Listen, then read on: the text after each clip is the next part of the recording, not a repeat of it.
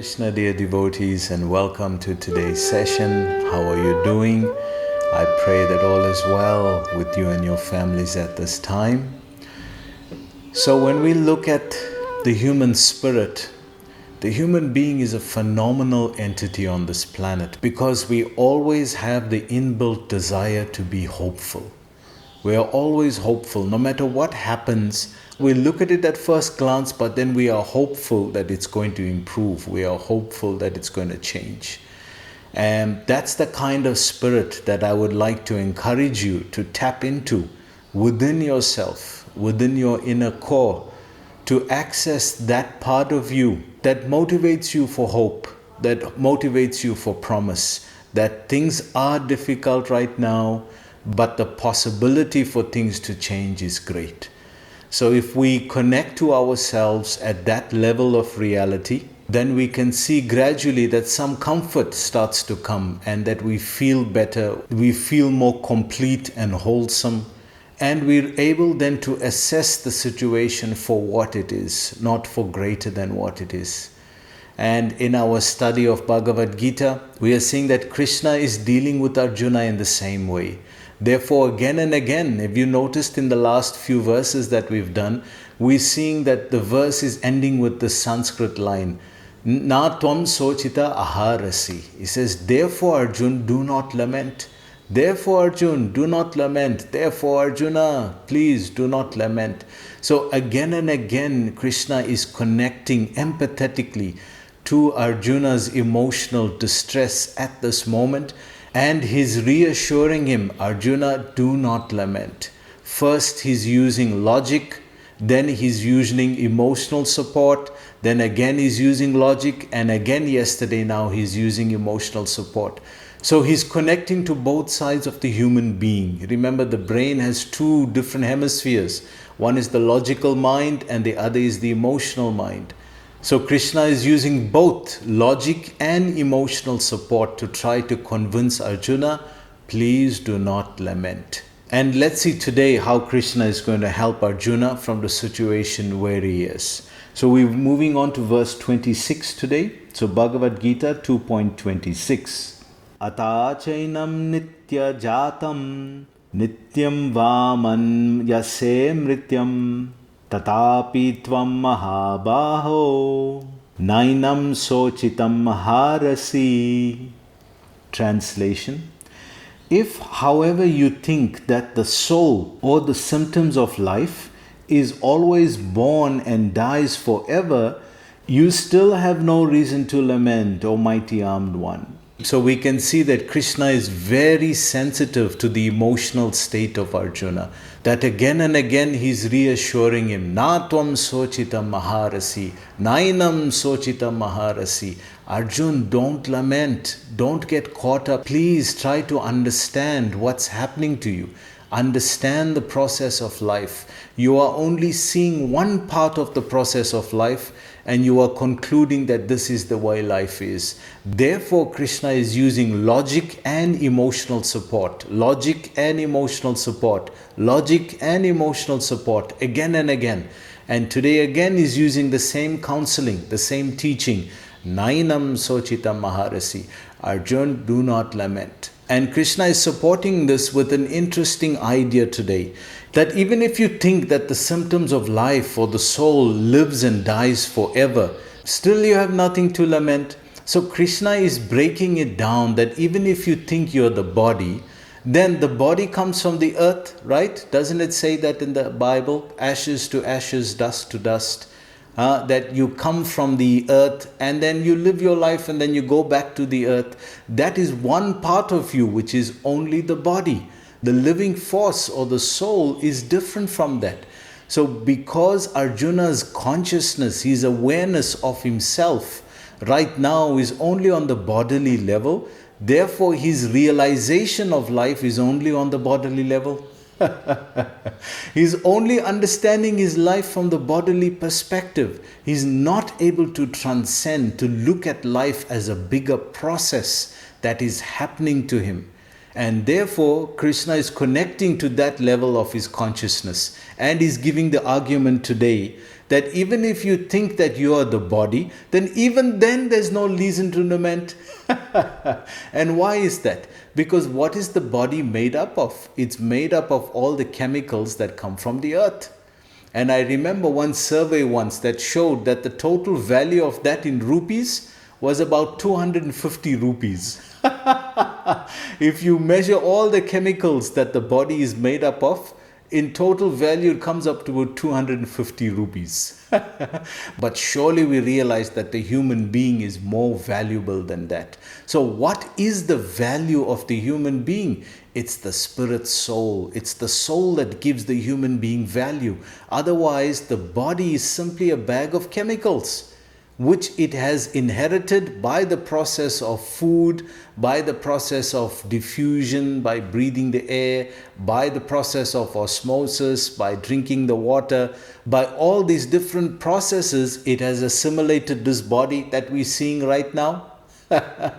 So if we see the chemical makeup of all of this, then if you are just this body, then you came from chemicals and you'll go back to chemicals, then what are you crying about?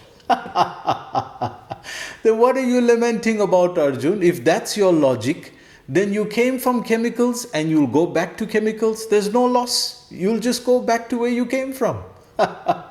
If that's your understanding, then even at that level, you don't have anything to lament about. So, purport: there is always a class of philosophers, almost akin to the Buddhists, who do not believe in the separate existence of the soul beyond the body. So Buddhism is a very interesting philosophy. It's actually a lifestyle. It's a way of life, a way of living. And it was designed around a monastic life with total separation from matter and a total focus on the spiritual level of existence. So in terms of the philosophy of it, it has an interesting tenet. It describes that although there is no soul, but still there is reincarnation. So what is being reincarnated? This is very interesting because it doesn't believe in the soul, but yet it believes in reincarnation. So what is being reincarnated from one body to another?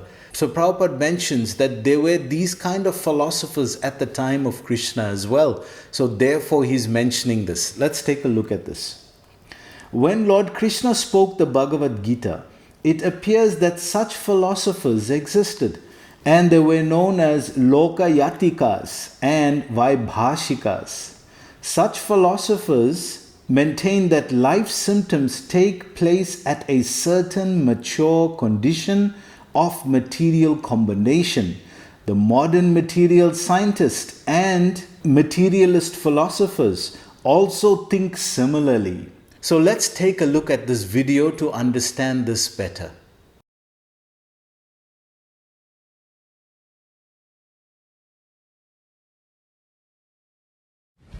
In fact, there are 7 theories like that about the origin of life.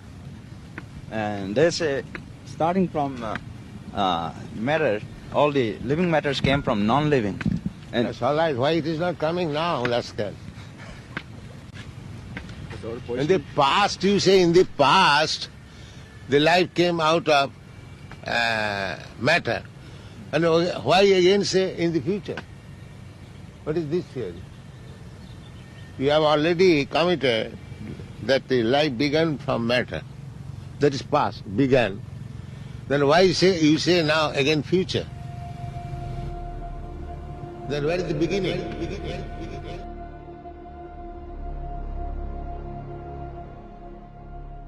20th century, in 1953, Stanley Miller, a graduate student at University of Chicago, performed the famous Miller experiment, in which he sent electric spark through a combination of methane, ammonia, hydrogen and water vapor. A week later he analyzed several traces of amino acids. World headlines announce, scientists now creating building blocks of life. Encouraged by this, research increased manifold, as universities around the world joined the hunt to discover the chemical pathway they believed the life had taken. More than 50 years later, scientists still had not found success in their effort. After the discovery of DNA, today it is known the complexity of cells nanotechnology surpasses anything else found in nature, or man-made world.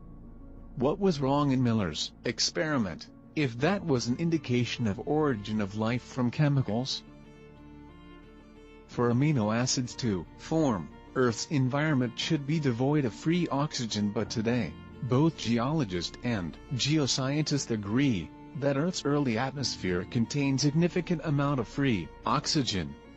Hence, even if amino acids were formed, they would have quickly oxidized. In his experiment, Miller removed amino acid as soon as they were formed, but no one removed them in nature, and the same energy source that created them would most likely also destroy them. Then who protected them in nature?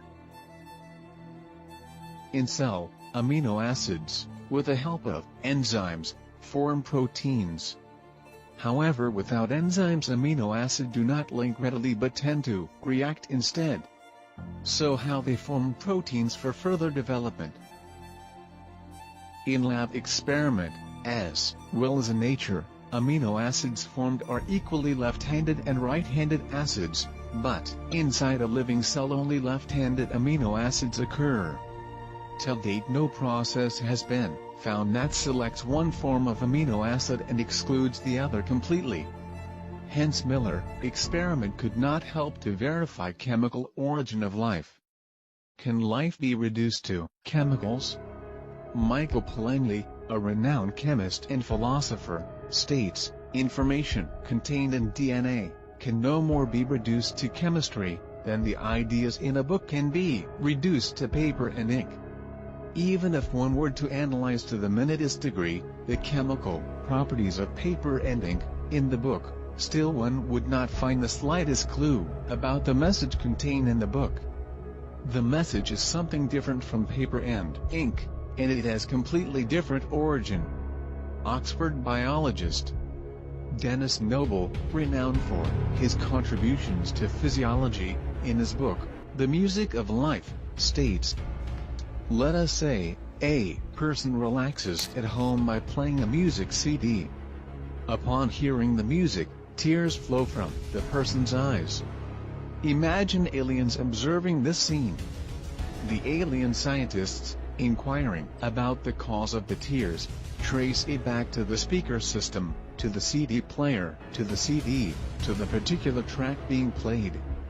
By their empirical scientific method, they reason that the music and the subsequent tears were caused by the digital information encoded in the CD track being played. All of us know that the emotions are caused not by the CD track itself, but by the context and memories attached to the melody. The music does not originate from the CD, but from the musician who recorded it onto the CD. DNA is like the CD track. DNA stores biological data for creating proteins, the CD track stores digital data for creating sounds. Life does not originate from DNA, which is only a medium to store data. Then, where does life originate from? Just as music can only originate from a musician, life can only originate from a living person. That living person, according to the Vedas, is the spirit soul. The Bhagavad Gita, 2nd chapter verse 17, explains that the soul is an irreducible, eternal unit of consciousness.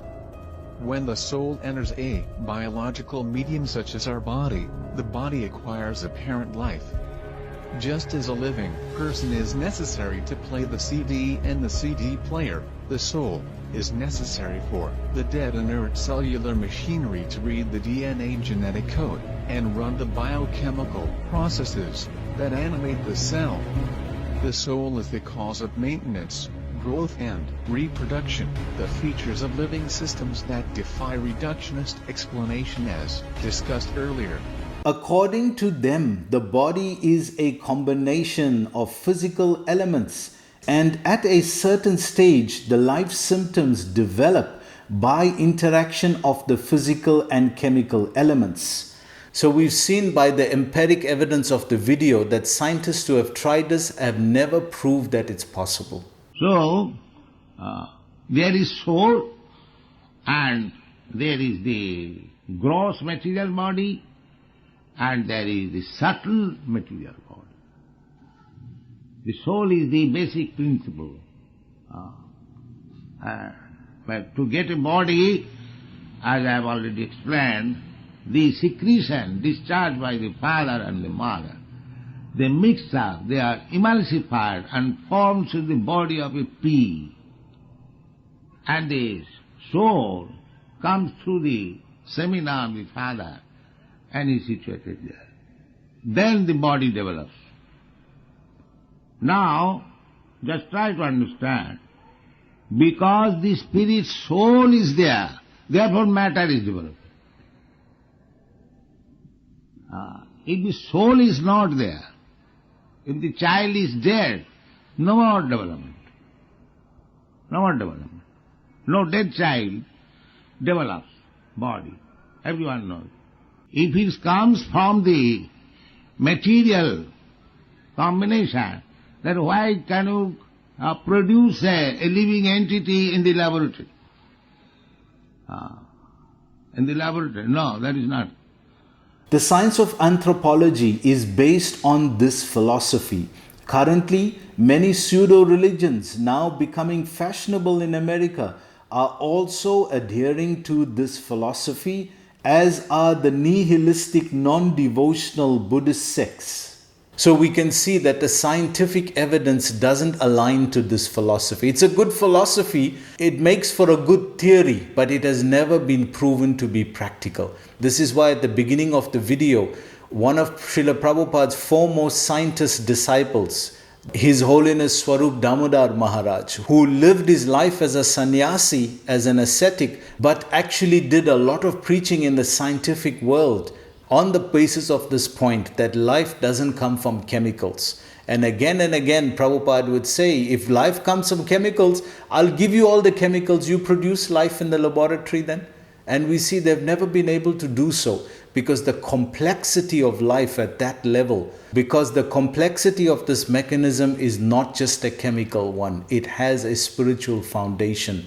The basis of it is the soul. Even if Arjuna did not believe in the existence of the soul, as in the Vaibhashika's philosophy, there would still have been no cause for lamentation. No one laments the loss of a certain bulk of chemicals and stops discharging his prescribed duty. So this is the logic of it, right? Are you seeing the logic?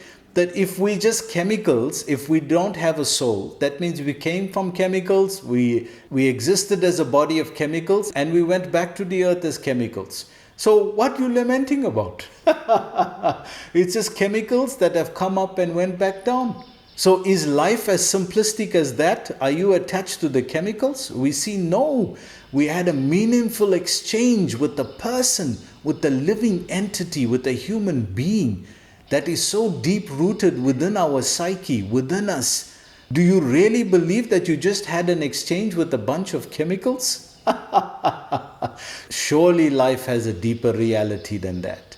On the other hand, in modern science and scientific warfare, so many tons of chemicals are wasted for achieving victory over the enemy. According to the Vaibhashika philosophy, the so-called soul or Atma vanishes along with the deterioration of the body. So Prabhupada brings out this point that, during warfare, so much of chemicals is used. Why don't you lament for those chemicals? Oh, one missile was exploded, so now we have to lament now. Because if your logic is that you are just this body and you came from chemicals, then what is the difference between the chemicals used in a missile and the chemicals in your body? The chemical composition is the same. Then why you don't lament for the missile, you're only lamenting for the body? The human experience is a deeper, more fundamental emotional experience than just the chemical level of our body. So Prabhupada brings up this other point as well, that yes, if you feel the soul was created then at the time of birth and then it's destroyed at the time of death, that the soul is unchangeable. The fact that you're saying it can change means it's material. Then therefore, if it's material, it's similar to the chemicals and it's nothing to lament. So even that argument Prabhupada defeated. So Prabhupada concludes here. So in any case, whether Arjuna accepted the Vedic conclusion that there is an atomic soul, or he did not believe in the existence of the soul, he had no reason to lament. Whether you believe in the soul or not, still your point of contention now is that you're lamenting. And you're lamenting for a bunch of chemicals. Is that where your life has brought you to now?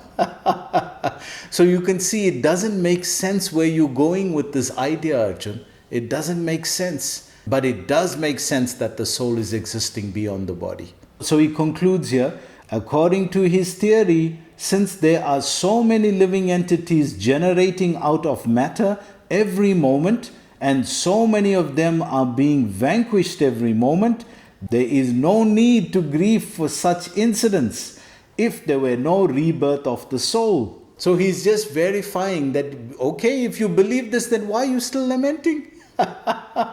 So he defeated his emotional lamentation with logic. This is Krishna's super excellent counsel. So let's see how he concludes at the end here. Arjuna had no reason of being affected by the sinful reactions due to his killing his grandfather and teacher, but at the same time, Krishna sarcastically addressed Arjuna as Mahabaho, mighty armed, because he at least did not accept the theory of the Vaibhashikas, which leaves aside the Vedic wisdom. As a Kshatriya, Arjuna belonged to the Vedic culture, and it behooved him to continue to follow his principles. So we can see the conclusion that it's not making sense to Arjuna also. That it's not making sense. This chemical idea, or the idea that the soul is created and is destroyed, it doesn't make sense. Therefore, Arjuna now, as a Vedic Kshatriya, as a Vedic warrior, as a soldier, following Vedic Dharma, now he's accepting and verifying that the Vedic wisdom, the knowledge that's coming in the Vedas, is a better, more absolute understanding of reality.